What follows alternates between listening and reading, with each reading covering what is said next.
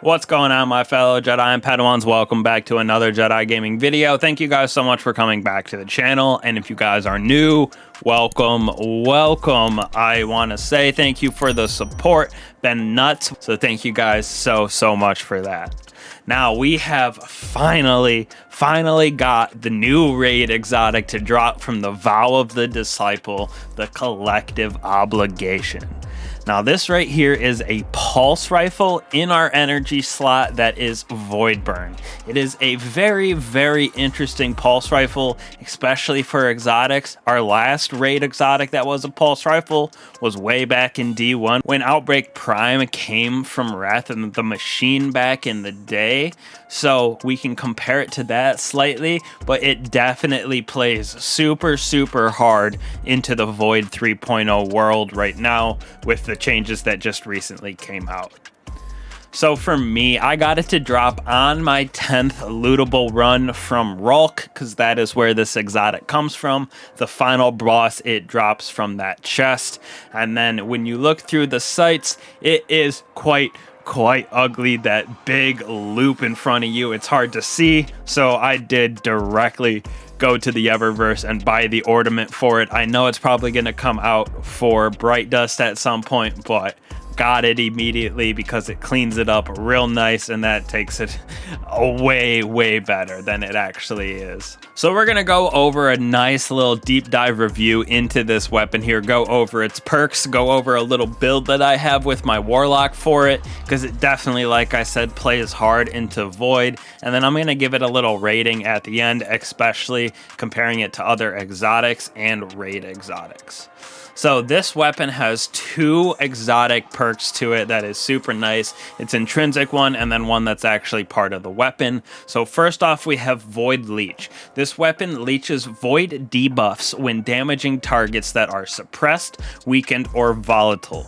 Once charged, you use an alternate fire action to swap firing modes. In this mode, the damage from the weapon applies the same void debuffs that were leeched. So if you have volatile rounds on and you're shooting enemies, you create volatility. The gun actually leeches that volatility from those enemies and stores it, and then you can see on like the left hand corner where all your buffs and debuffs are, it'll say avoid leeching charged, and then you can do an alternate action just like you can with Symmetry or Vex to switch to that charged mode, and then you have a certain amount of time, about 10-12 seconds, to shoot enemies with whatever you took, suppressed, weakened, or volatile, and then it applies it to those enemies. So it has potential to be super crazy, just because there are a decent amount of ways that we can get volatility and weakened. Suppressed is kind of hard to consistently get, but definitely volatility and weakened are way more often and can be applied by a lot more things. Now, our second perk that we have on this bad boy is called Umbral Sustenance. This weapon's magazine is automatically reloaded when you gain Devour, a Void Overshield, or become invisible. So this right here adds another layer to the weapon, but again, it's so specific to Void. Now with Devour, it's continuously reloading. You can see when you shoot the weapon, it's in that little burst of the pulse, and then if you let it sit for a second, even if you only have 1 second of Devour left, it'll reload a certain amount of the magazine. Same with your Void Overshield, as long as you have it and as long as you are invisible. Now for me, becoming invisible seems like the one that procs it the least, especially if you're on your hunter. You're going to be dodging to go invisible most of the time anyways, unless you're throwing your smokes.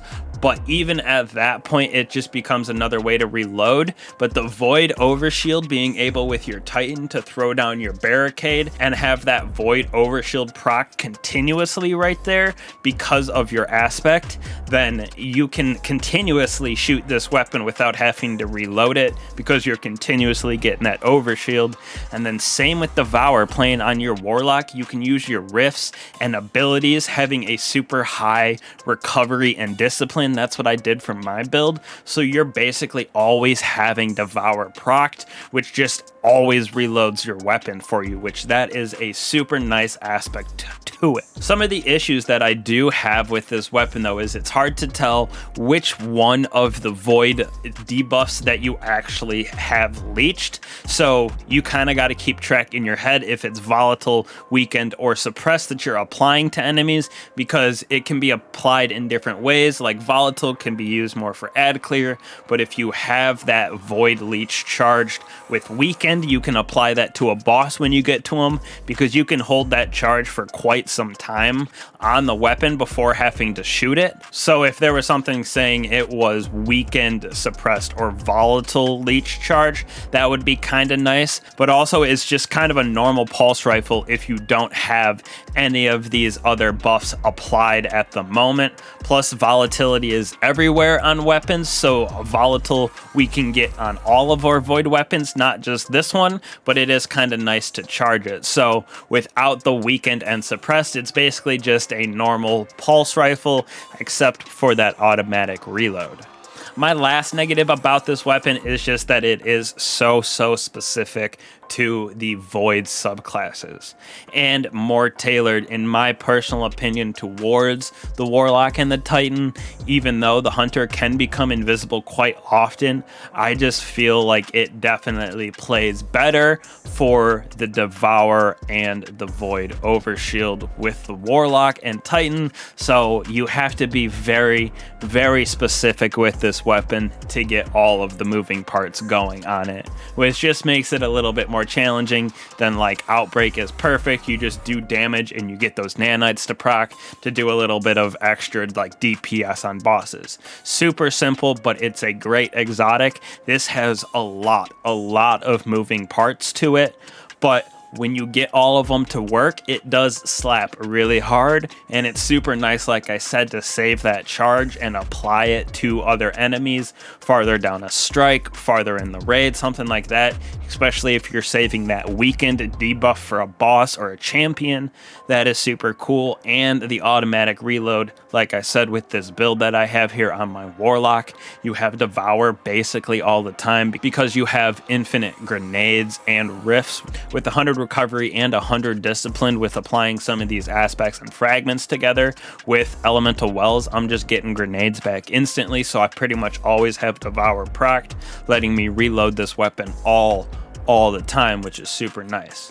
But besides that, if you're going in just on any other subclass, it's not really worth running this weapon. So overall, compared to raid exotics and just exotics in general, I'm gonna put it probably at the C tier, just because it has potential to be up there because of its perks are so interesting and unique, but it takes so much to get these perks applied and everything rolling together that I think it just falls down the ladder a little bit just compared to some of the other nice exotics that we have.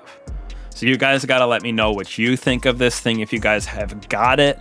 If not, keep grinding for it. The raid is super fun, and I do love all of the legendary loot inside of the raid. Super nice, and it's just for my collectors out there, nice to fill out your, nice to fill out your exotic sheet with this weapon, and maybe we can get an exotic catalyst in the future or something like that to make it a little bit more applicable and easier to use.